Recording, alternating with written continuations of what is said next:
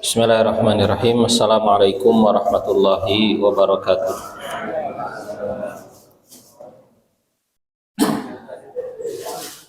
Innal hamdalillah nahmaduhu wa nasta'inuhu wa nastaghfiruh wa na'udzu billahi min syururi anfusina wa sayyiati a'malina. Man yahdihillahu fala mudhillalah wa may yudlil fala hadiyalah.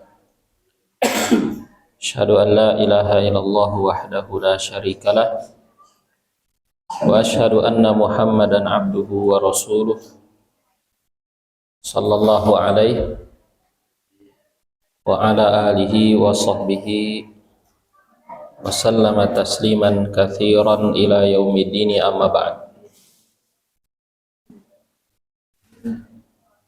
Allahumma anfa'na bima 'allamtana wa 'allimna ma yanfa'una wa zidna ilman. Subhanaka la ilma lana illa ma 'allamtana innaka antal alimul hakim.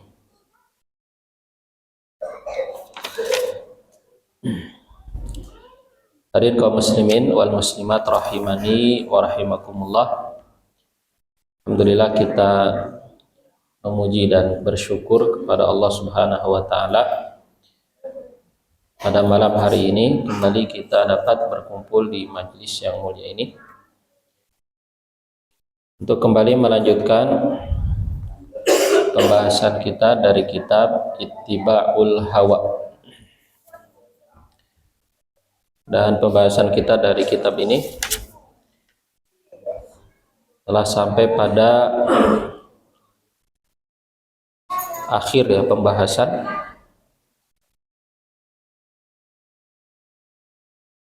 judul yang kita baca terakhir yang belum kita selesaikan itu berkaitan dengan al-hawal mahbud, al-hawal mahmud wal hawal madmum.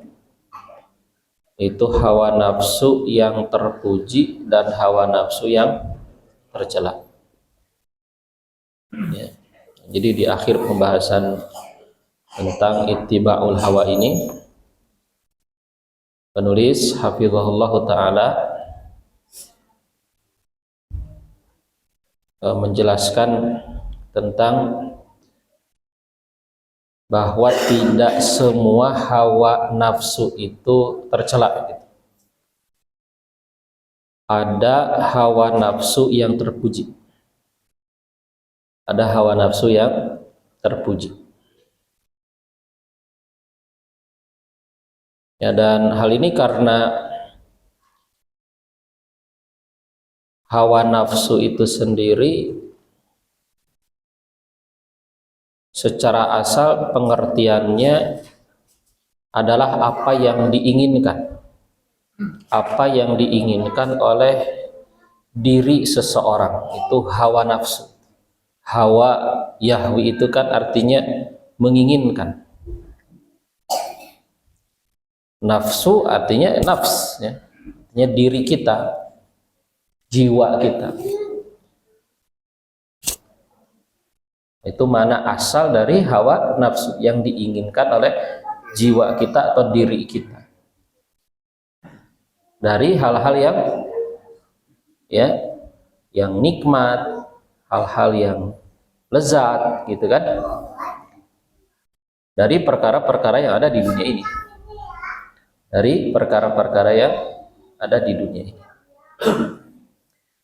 Oleh karena itu para ulama juga membagi, ketika mereka menyebutkan tentang ladzatud dunya, tentang kelezatan dunia. Kelezatan dunia itu kata para ulama terbagi menjadi tiga. Yang pertama adalah kelezatan dunia yang bisa membawa kepada kelezatan akhirat. Ada kelezatan dunia yang bisa membawa kepada kelezatan akhirat.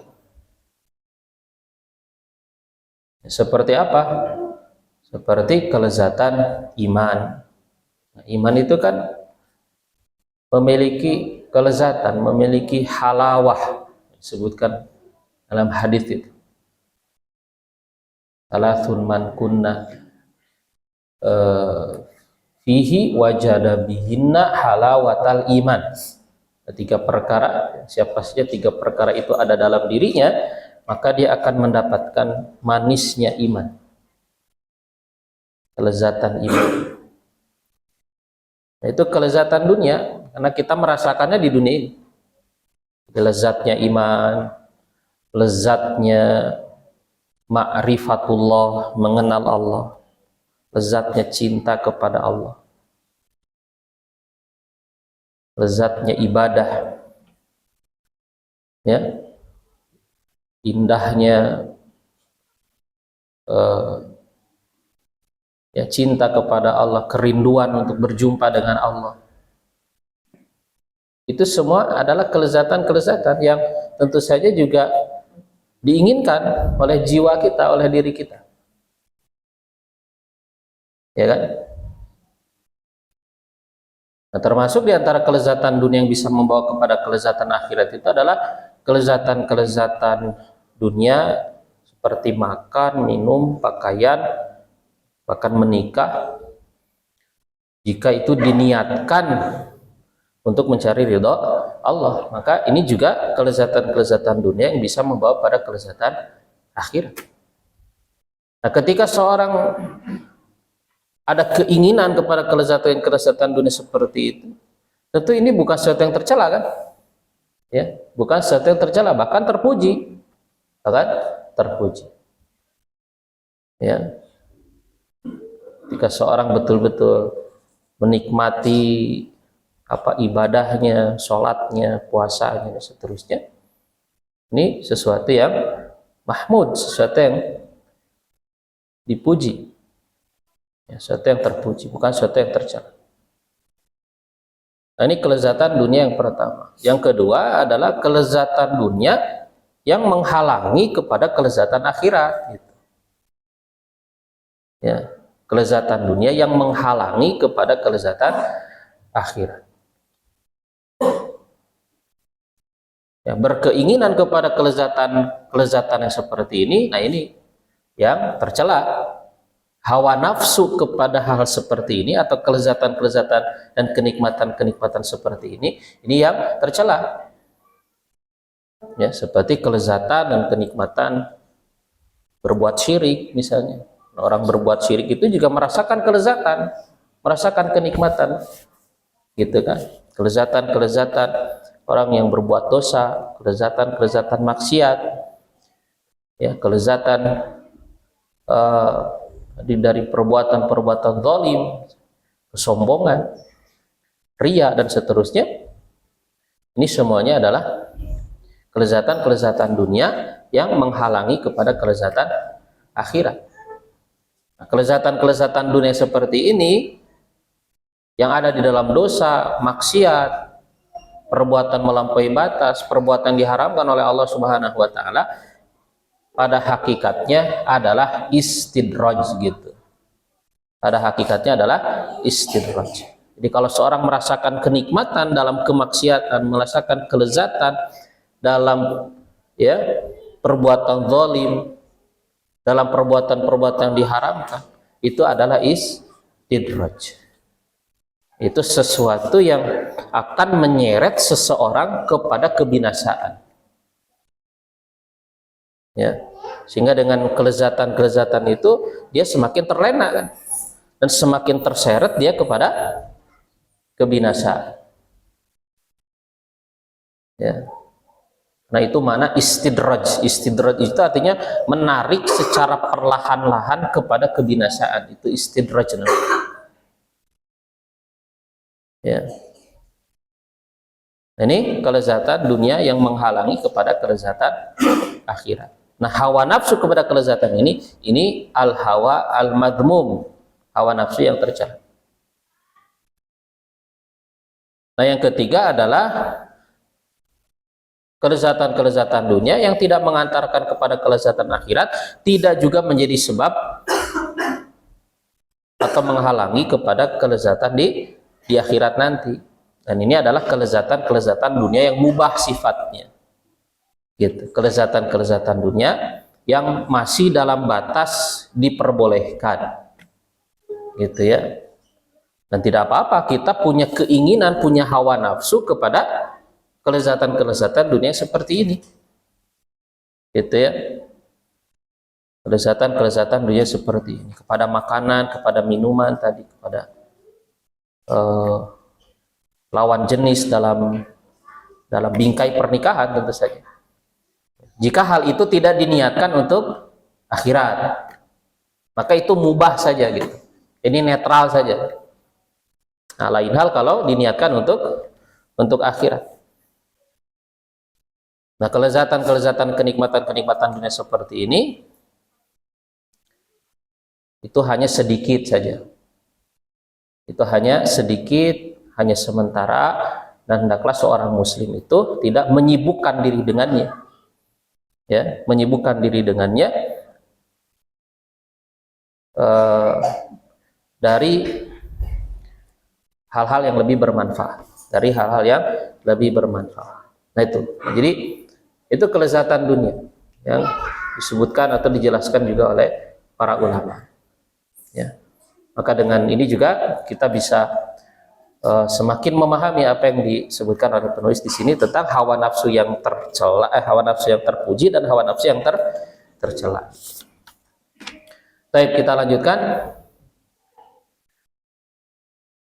Ya, penulis kemudian menyebutkan ya di antara dalil-dalil yang menjelaskan bahwa di antara hawa nafsu itu adalah ada hawa nafsu yang terpuji, yang tidak tercela.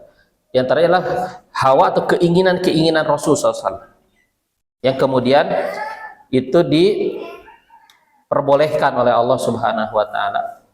Itu didukung bahkan oleh Allah Subhanahu wa taala.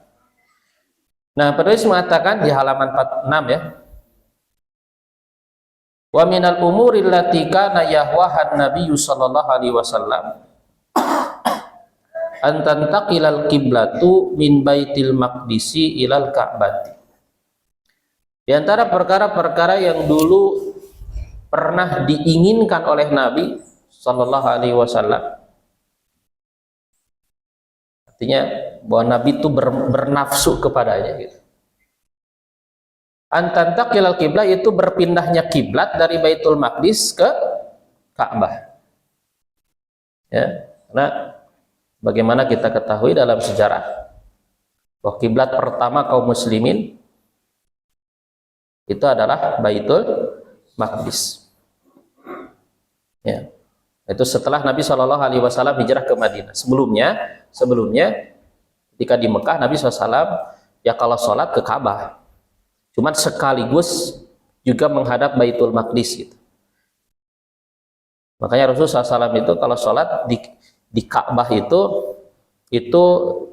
sholat di sisi dua rukun, itu rukun Hajar Aswad dan rukun Yamani, yang posisinya ada menghadap ke Yaman.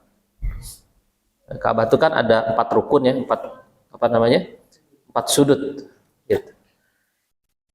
Ya, nah, rukun Hajar Aswad, sudut Hajar Aswad, kemudian ada rukun Yamani atau sudut Yaman, yang menghadap ke Yaman. Jadi Rasulullah SAW itu sholat berada di antara 2 rukun itu, sehingga bisa menghadap ke Ka'bah sekaligus menghadap ke Baitul Maqdis di Syam.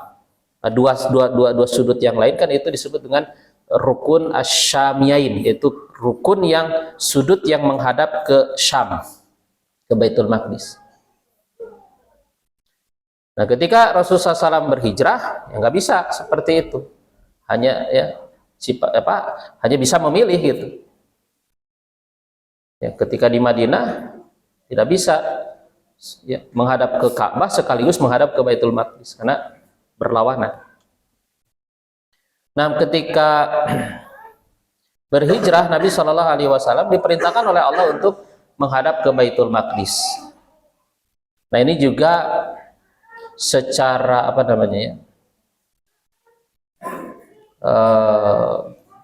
dari sisi alasannya, di antara alasannya mengapa ke Baitul Maqdis, karena di Madinah itu ada orang-orang Yahudi, ada ahli kitab. Ada orang-orang Yahudi yang mereka juga menghadap ke Baitul Maqdis. Baitul Maqdis adalah tempat yang diagungkan oleh orang Yahudi. Oleh karena itu kaum muslimin juga sholat menghadap Baitul Maqdis, ya. Ya dalam rangka juga supaya orang-orang Yahudi ini kemudian tertarik gitu masuk Islam gitu. Nah sholatlah Rasul Shallallahu Alaihi Wasallam dan kaum muslimin para sahabatnya ke Baitul Maqdis itu selama 16 bulan atau 17 bulan. Selama 16 bulan atau 17 bulan. Nah Rasul Shallallahu Alaihi Wasallam ya di saat itu kemudian menginginkan agar Allah Subhanahu wa taala memindahkan arah kiblat gitu. Memindahkan arah kiblat dari Baitul Maqdis ke Ka'bah. Jadi Rasulullah SAW sangat ingin, sehingga dikatakan Rasulullah SAW itu setelah selesai sholat itu suka melihat ke langit. Melihat ke langit seraya berharap gitu ya, Allah Subhanahu wa taala menurunkan wahyu, menurunkan ya perintah agar kaum muslimin menghadap ke Ka'bah dalam sholatnya. Ini yang digambarkan oleh Allah dalam surat Al-Baqarah itu. Ya, qad nara taqalluba wajhika fis sama. Falan waliyannakum apa? Nah, qad nara taqalluba wajhika fis sama. Falan waliyannaka qiblatan tardoha. Fawalli wajhaka syatrul masjidil haram. Wa haitsu ma kuntum fawallu apa? Ya. Qad nara taqalluba wajhika fis sama. Kami kata Allah telah benar-benar melihat berbolak-baliknya wajahmu menghadap ke langit. Jadi Rasul itu sering menghadap ke langit. Seraya tadi mengharapkan sesuatu dari Allah. Ya, makanya sebagian ulama menafsirkan kita kalau ingin sesuatu itu ya disunahkan melihat langit gitu. Ya. Kita kalau punya keinginan gitu ya. Ya, karena Allah di langit. Karena Allah di langit. Seperti yang dilakukan oleh Rasulullah SAW. Gitu ya, melihat langit. Rasul sering melihat ke langit kan? Ya, kita banyak keinginan, kita ingin apa gitunya. Kita kudu sering ningali ke langit gitu. Tuh ya Allah bari agantas gitunya. Ya Allah yang kawin deui. Eta bapak-bapak biasa. Nah itu qad nara taqalluba wajhika fis sama. Kami benar-benar telah melihat berbolak-baliknya wajahmu ke langit. Kemudian Allah Subhanahu wa taala mengatakan, kami benar-benar akan menghadapkanmu ke arah yang kamu inginkan gitu. Maka kata Allah, hadapkanlah wajahmu ya ke arah Masjidil Haram. Dan dimanapun kamu berada, hadapkanlah wajahmu ke arahnya. Nah, ini ayat ini yang kemudian menasakh gitu ya, menghapus hukum yang sebelumnya, yaitu perintah sholat menghadap ke Baitul Maqdis. Ya, dengan turunnya ayat itu, maka Allah Subhanahu wa taala mengabulkan keinginan Rasulullah Shallallahu Alaihi Wasallam. Gitu.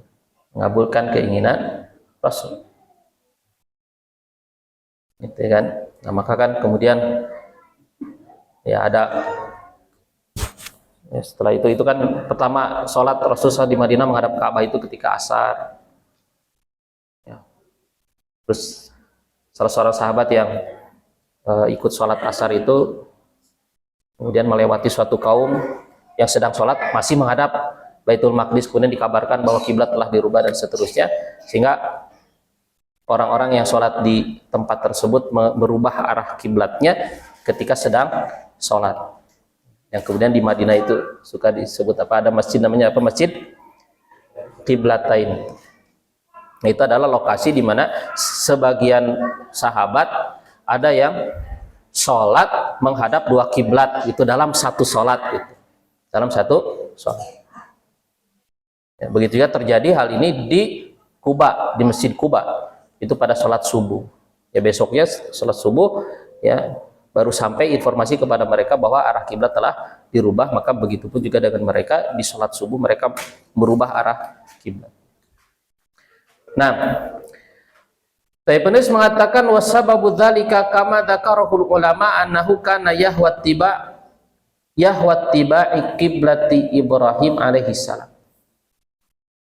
Dan sebab hal itu sebagaimana dijelaskan para ulama bahwasanya Rasul itu menginginkan yahwa, ya, menginginkan untuk mengikuti kiblatnya Nabi Ibrahim alaihi salam. Ya. Nah, ini dalil juga bahwasannya ada hawa atau keinginan yang terpuji atau yang diperbolehkan. Wan Abi Barzata radhiyallahu anhu anin Nabi sallallahu alaihi wasallam qala. Dari Abu Barzah radhiyallahu taala anhu dari Nabi sallallahu alaihi wasallam beliau bersabda, "Inna mimma akhsha alaikum." Sesungguhnya di antara perkara yang paling aku takutkan atas kalian adalah syahawatil ghaib fi butunikum wa furujikum wa mudillatil hawa. Sesungguhnya di antara perkara yang paling aku khawatirkan atas kalian adalah syahwat-syahwat yang menyimpang, keinginan-keinginan yang menyimpang, syahwat. Fi butunikum dalam urusan perut-perut kalian, ya, wa furujikum dalam urusan kemaluan-kemaluan kalian. Wa mudillatil hawa, dan juga di antara perkara yang paling aku khawatirkan atas kalian adalah hawa nafsu yang menyesatkan. Hawa nafsu yang menyesatkan. Nah, di sini dikatakan mudillatil hawa. Falam yakhshan Nabi sallallahu alaihi wasallam ala ummatihi jami'al hawa. Maka Nabi sallallahu alaihi wasallam tidak mengkhawatirkan atas umatnya seluruh bentuk atau jenis hawa nafsu. Bal khasya alaihim mudillatil hawa. Akan tapi yang dikhawatirkan Rasul sallallahu alaihi wasallam atas umatnya adalah mudillat. Jadi yang menyesatkan dari hawa nafsu. Yang menyesatkan saja gitu. Dari hawa nafsu. Fal hawa qad takunu mudillan. Maka ini menunjukkan bahwa ada hawa nafsu yang tidak menyesatkan. Jadi terkadang hawa nafsu itu tidak menyesatkan. Ada keinginan yang tidak menyesatkan. Wa huwa alladzi yutasawwar minhu ifsadul aqli wad din. Ya. Dia adalah perkara yang digambarkan darinya kerusakan akal dan agama. Wa ammal hawa ghairul mudil falaisa bidzalik. Adapun hawa nafsu yang tidak menyesatkan, maka tidak seperti itu. Jadi yang menyesatkan itu adalah yang merusak kepada akal dan agama. Itu yang hawa nafsu yang tercela, hawa nafsu yang menyesatkan.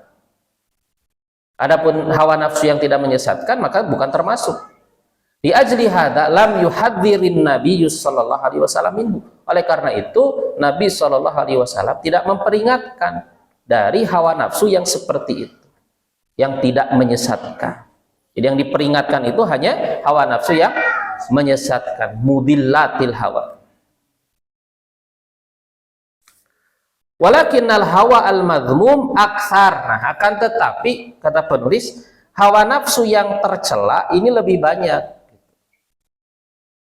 Wali ajli dzalika najidu katsiran minal ayatil qur'aniyah wal ahaditsin nabawiyah wal athari anis salafi minas sahabati wat tabi'ina wa man ba'dahum tadhummul hawa. Oleh karena itu kita dapati banyak dari ayat-ayat Al-Qur'an, hadis-hadis Nabi, asar-asar dari kaum salaf, dari kalangan para sahabat, para tabi'in dan orang-orang setelah mereka, tadhummul hawa, yang mencela hawa nafsu. Ya, jadi Ya, kenapa ayat-ayat Quran, hadis-hadis Nabi, asar-asar salaf itu banyak yang mencela hawa nafsu? Karena memang mayoritasnya atau kebanyakannya dari hawa nafsu itu adalah hawa nafsu yang tercela gitu.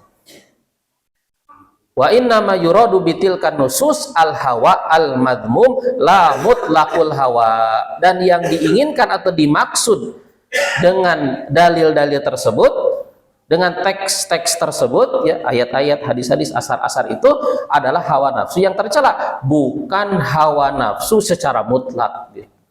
Bukan hawa nafsu secara mutlak. Qala Ibnul Qayyim, Imam Ibnul Qayyim rahimahullah mengatakan, lamma kana al-ghalibu min muti'i hawahu wa syahwatihi atau wa syahwatihi annahu la yaqifu fihi ala haddil muntafa'i bihi atlaqa dhammal hawa wasyahwah. Kata Imam Ibnul Qayyim, ketika galibnya gitu ya, kebanyakannya dari orang yang mentaati hawa nafsu dan syahwatnya itu, dia tidak berhenti pada batasan yang bermanfaat.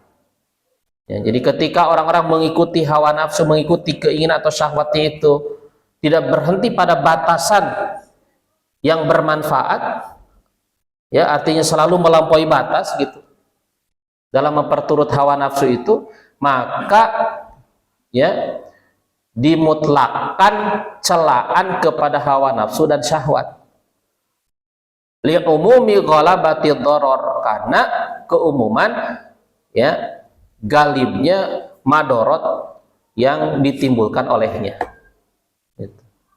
Yang ditimbulkan oleh mengikuti hawa nafsu tersebut. Wali annahu yanduru man yaksidul adla fi dzalika, dan oleh karena juga sedikit atau jarang orang yang pertengahan di dalam mengikuti hawa nafsu itu.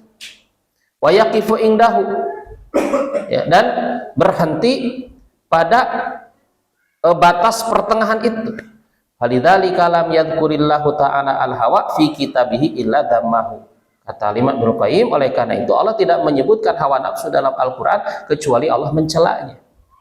Wa kadzalika fi sunnati, begitu juga dalam sunnah, lam yaji illa madmuman, hawa nafsu itu tidak datang kecuali dalam keadaan tercela, illa ma jaa minhu muqayyadan, kecuali apa yang datang darinya dengan terikat. Wa mimma warada fi sunnati minal hawa alladzi la yudam haditsu Aisyah radhiyallahu taala anha as-sabiq. Dan diantara apa yang datang dalam sunnah dari hawa nafsu yang tidak tercela adalah hadis Aisyah yang telah lalu, yang sudah disebutkan sebelumnya itu ya. Nah,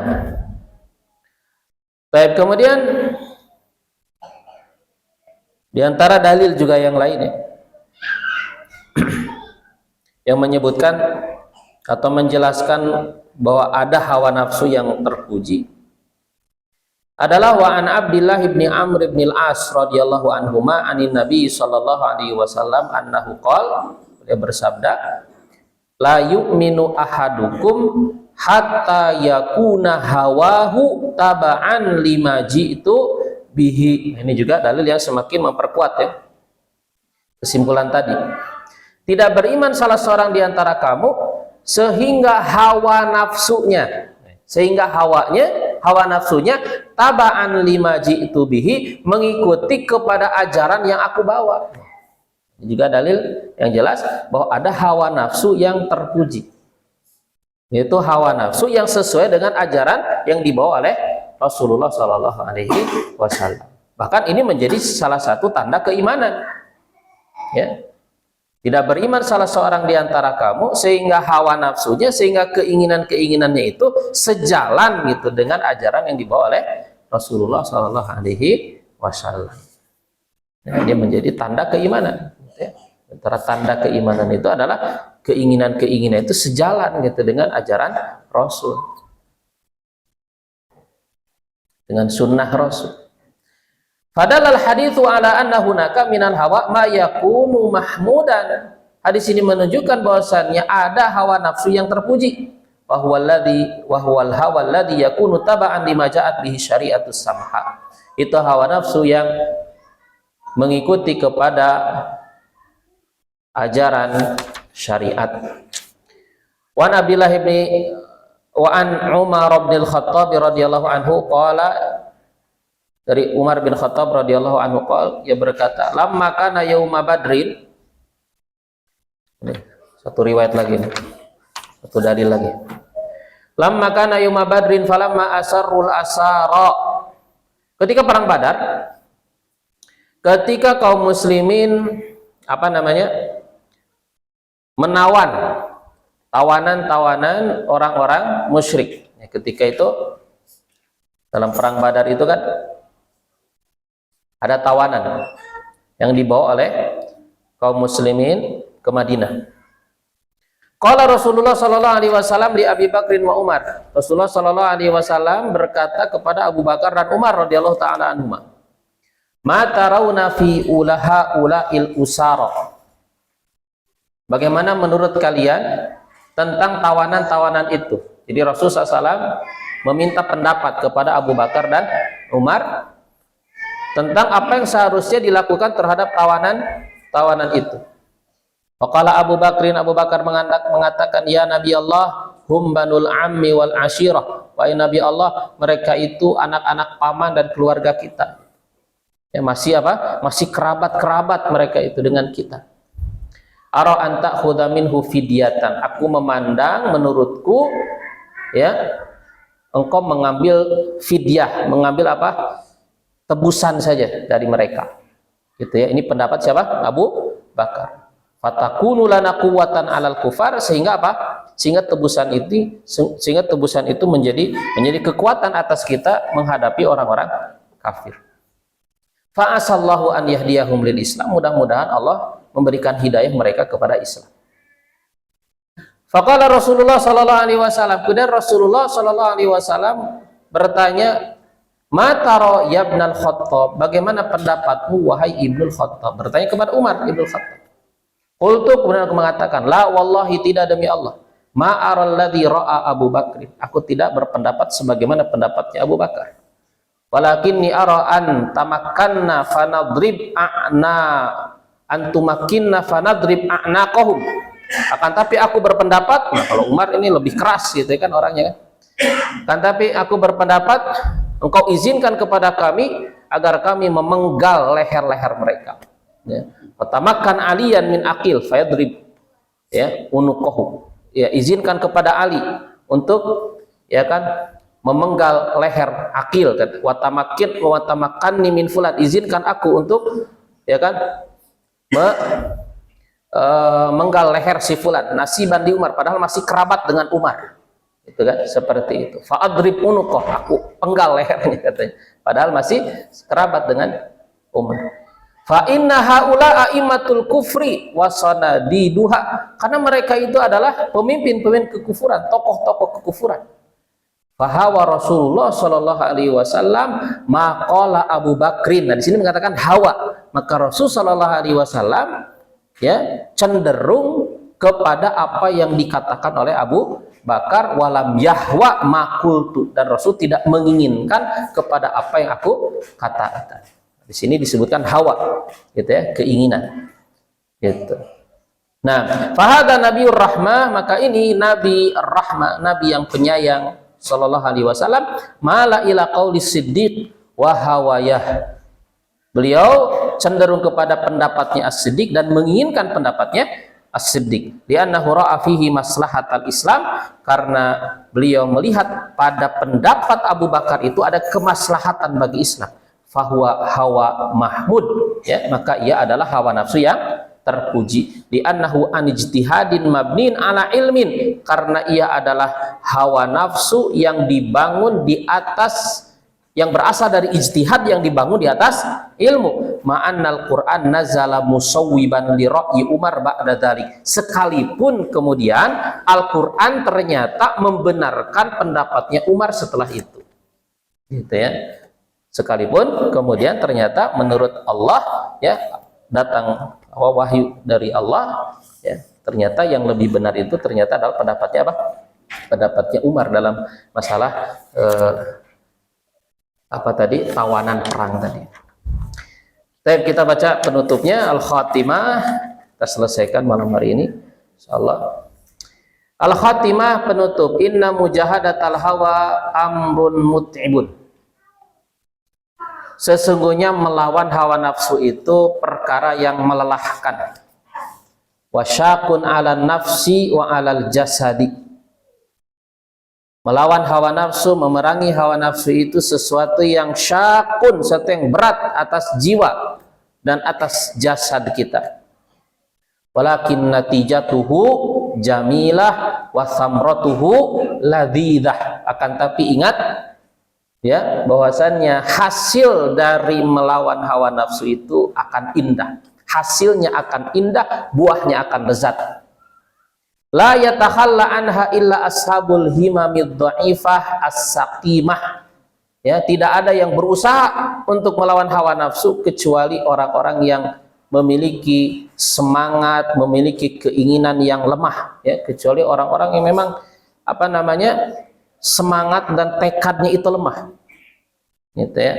Yaqulu Abul Atiyah, berkata Abul Atiyah, asyadul jihadi jihadul hawa wa ma karramal mar'a illa tuqa. Jihad yang paling berat itu adalah jihad melawan hawa nafsu, dan tidak akan ada yang memuliakan seseorang kecuali ketakwaannya. Wa qala syairu, seorang penyair mengatakan, sabartu alal ayyami hatta tawallati. Aku bersabar di atas hari-hari sehingga hari-hari itu berlalu. Wa alzamtu nafsi sabroha fastamarrati. Dan aku paksakan jiwaku untuk bersabar, maka itu semua berlalu. Wa man nafsu illa haitsu yaj'aluhal fata. Dan tidaklah hawa nafsu itu kecuali ya akan berada pada tempat yang dijadikan oleh seseorang. Fa in ut'imat taqat wa illa tasallati. Kalau nafsu itu selalu diberi makan, selalu diturutkan gitu, masih dituruti, takut, maka dia akan semakin menjadi-jadi. Ya. Jadi jangan dikasih makan gitu, masih jangan selalu dituruti hawa nafsu itu. Karena kalau dituruti, dikasih makan, dia akan semakin menjadi-jadi. Wa illa tasallati, dan kalau tidak, maka lama-lama nafsu itu akan pudar. Wa akbaru alamati adami ittiba'il hawa, dan di antara tanda atau ciri yang paling besar di antara tanda atau ciri yang paling besar tidak adanya sikap mengikuti hawa nafsu, walibti'ad an zinatil hayati dunya wa zukhrufiha, itu menjauh dari perhiasan kehidupan dunia. Di antara tanda seorang itu tidak mengikuti hawa nafsu, cenderung menjauh dari perhiasan kehidupan dunia. Yaqulu Malik bin Dinar mengatakan, man taba'ada min zahratil hayati dunya fadzalikal ghalibu li hawa. Siapa saja yang berusaha menjauhi dari perhiasan kehidupan dunia, maka dia adalah orang yang berhasil mengalahkan hawa nafsunya. Kemudian terakhir, ada dulu atau langsung aja lanjutnya. Wal hawa yadkhulu ala jami'in nas. Ini juga yang perlu diingat, hawa nafsu itu masuk kepada semua kalangan manusia. Ya. Walaysa mukhtassan bil juhal. Bukan ya, atau tidak khusus untuk orang-orang bodoh saja. Jadi yang harus juga diingat, hawa nafsu ini masuk kepada semua kalangan. Ya, tidak hanya kepada orang-orang bodoh, au bisigor, atau kepada orang-orang muda, kepada anak-anak saja. Ya. Bal yadkhul qulubal ulama. Hawa nafsu ini juga masuk ke dalam hati para ulama. Orang-orang berilmu pun ya terkadang dimasuki oleh hawa nafsu. Wa yadkhul quluba ashabil aqli war ra'i wal masyurah. Masuk kepada hati orang-orang yang berakal, ya. Hati orang-orang yang berakal, hati orang-orang yang cerdas gitu, ya. Orang-orang yang pintar, ya. Orang-orang yang bijak juga. Wa yadkhul qulubal kibar was sigor.